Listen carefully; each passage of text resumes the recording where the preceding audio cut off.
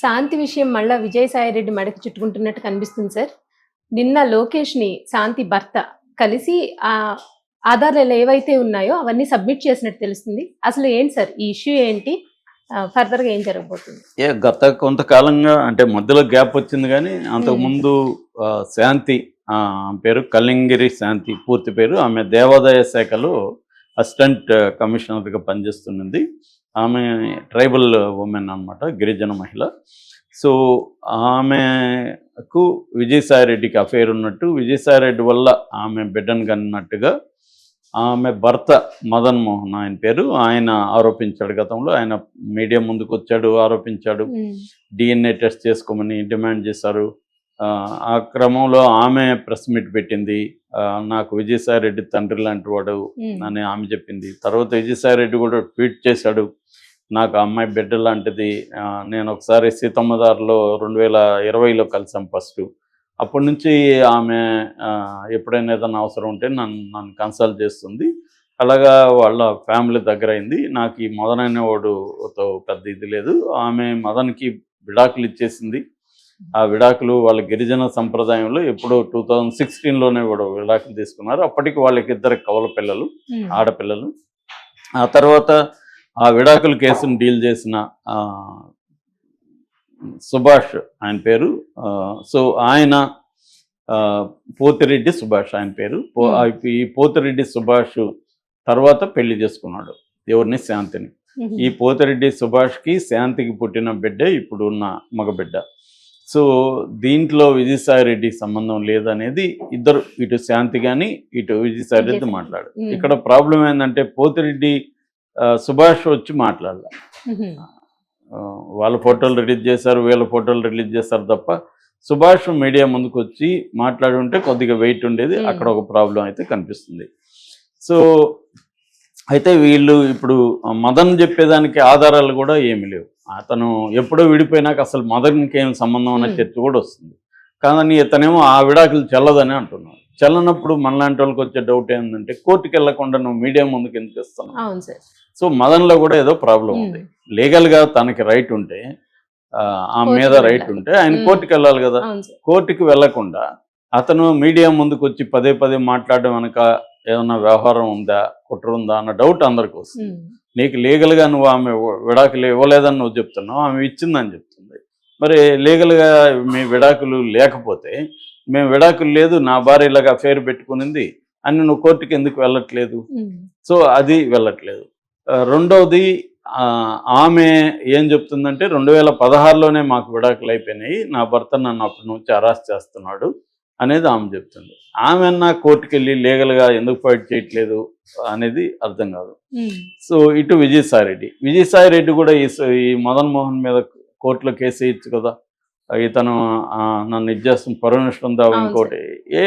వీళ్ళెవరు కోర్టులకు పోకుండా లీగల్గా తెలుసుకోకుండా పబ్లిక్గా దీన్ని కేసుని డిస్కస్ చేయడం ద్వారా అటెన్షన్ గ్రాప్ చేసుకోవడం, డైవర్షన్ పాలిటిక్స్ ఇవి జరుగుతున్నాయి తప్ప వీళ్ళది నిజానికి ఒక ఫ్యామిలీ ఇష్యూ అనుకుంటే వాళ్ళు కోర్టుకి వెళ్ళాలి. ఆ సంబంధిత వ్యక్తులు ఎవరెవరు ఉన్నారో వాళ్ళు కోర్టుకు వెళ్ళి లీగల్గా ఫైట్ చేసుకోవాలి. మామూలుగా ఇదే మామూలు వ్యక్తులకు వస్తే అదే జరుగుతుంది. కాకపోతే ఇక్కడ ఏంటంటే అక్కడ ప్రతిదీ రాజకీయమే. ఆంధ్రప్రదేశ్లో కాదేది రాజకీయాలకు అనర్హం అన్నట్టుగా అన్ని రాజకీయమే కాబట్టి ప్రత్యర్థుల్ని ఎటువంటి ఇబ్బందులు పెట్టాలని 2 పార్టీలు కూడా ఆలోచిస్తున్నాయి. తెలుగుదేశం పార్టీ వైసీపీ వాళ్ళని ఎలా ఇబ్బందులు పెట్టాలి, వైసీపీ తెలుగుదేశం. సో ఈ కాంటెక్స్ట్లో విజయసాయిరెడ్డి ఇంపార్టెంట్, ఆల్మోస్ట్ నెంబర్ 2 లాగా ఉంటాడు కాబట్టి ఆయన్ని ఇబ్బంది పెట్టాలని వీళ్ళు ఇచ్చేసారా? చాలామందికి డౌట్ ఏంటంటే విజయసాయిరెడ్డి DNA టెస్ట్ చేసుకుంటే పోతుంది కదా, డిమాండ్ అది కదా. సో దానికి విజయసాయిరెడ్డి ఎవడో గొట్టంగాడు వచ్చి నన్ను DNA టెస్ట్ చేసుకోమని అంటే ఎంతో, రేపొద్దున ఇంకొక అమ్మాయిని తీసుకొస్తారు, నాకు ఇంకేం పని లేదా, DNA టెస్ట్ నేను ఎందుకు చేసుకోవాలి? ఇదే మదన్ మరి కోర్టులో అడగచ్చు కదా, DNA టెస్ట్ తీసుకోమని. కోర్టుకి ఎందుకు వేయడం మదన్ అనేది మళ్ళీ డౌట్.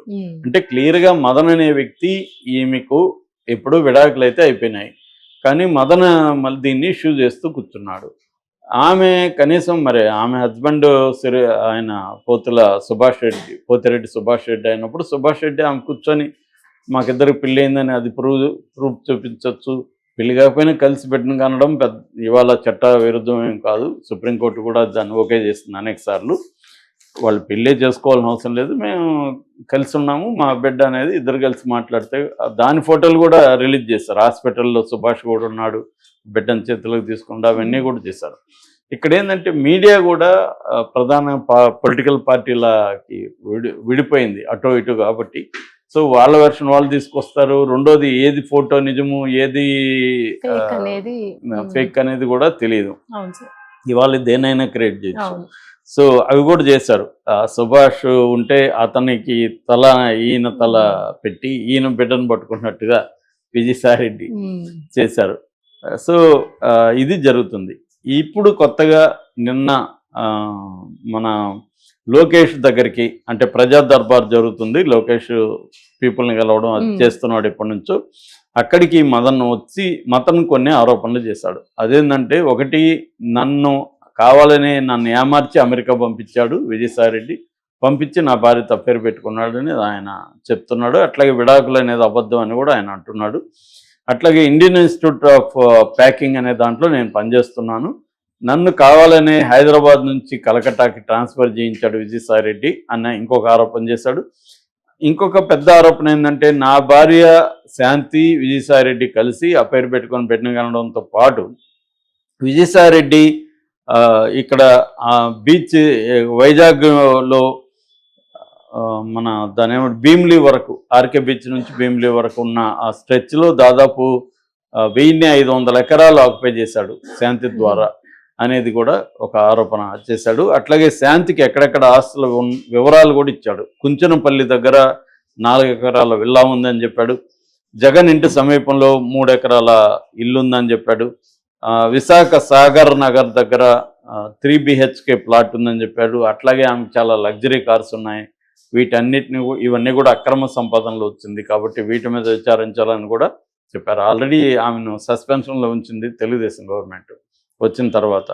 సో ఇవన్నీ అవాస్తవాలని ఇప్పుడు వీళ్ళు చెప్తున్నారు.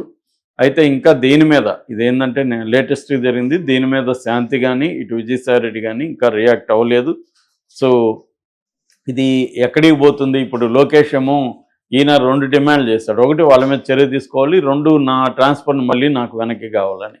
మరి ఈయన ఏమన్నా కలకట్టాలో ఉండడం ఇష్టలేక ఇక్కడికి రావడానికి ఈ ఎత్తుగడ పన్నాడా మదన్ ట్రాన్స్ఫర్ చేయించుకోవడానికి? సో దీన్ని ఇప్పుడు ఈ ఆరోపణలకి ఈయన దగ్గర ఉన్న ప్రూఫ్ ఏంటి? ఎప్పుడైనా ఆరోపణలకి ప్రూఫ్ ఉండాలి కదా. అందుకనే కోర్టుకి వీళ్ళు ఎందుకు వెళ్ళారంటే, వీళ్ళకి కోర్టులో ప్రూవ్ చేయడానికి ఏమి ఉండదు. ఇక్కడంటే అందరూ రాసేస్తారు. విజయసాయిరెడ్డి జనాలు కూడా ఇవన్నీ ఎందుకు, నువ్వు DNA టెస్ట్ చేసుకోవచ్చు కదా అని అడుగుతారు. సో DNA టెస్ట్ ఎవడో వచ్చి నువ్వు DNA టెస్ట్ చేసుకొని నీ బిడ్డ కదా నిరూపించంటే ఎందుకు నిరూపించుకోవాలి? తప్పు కదా. అది అసలు ఆ డిమాండే తప్పు కదా. నువ్వు ఆరోపణల మీద విచారణ జరపండి, కోర్టు ఉంది, న్యాయస్థానం వ్యవహారాలు ఉన్నాయి, వాటి ద్వారా వెళ్లకుండా ఎవడో ఒకటి వచ్చి ఆరోపిస్తే రేపొద్దున ఇంకొకరిని తీసుకొచ్చి విజయసాయిరెడ్డి బిడ్డ నిరూపించరా DNA అంటే, మరి ఇప్పుడు ఇదే ఆరోపణ వాళ్ళ మీద వేస్తారనుకో, రేపొద్దున తెలుగుదేశం నాయకుల మీద, జనసేన నాయకుల మీద వేస్తే వాళ్ళు నిరూపించుకుంటారా? నిరూపించుకోరు కదా. కాబట్టి ఏంటంటే ఇది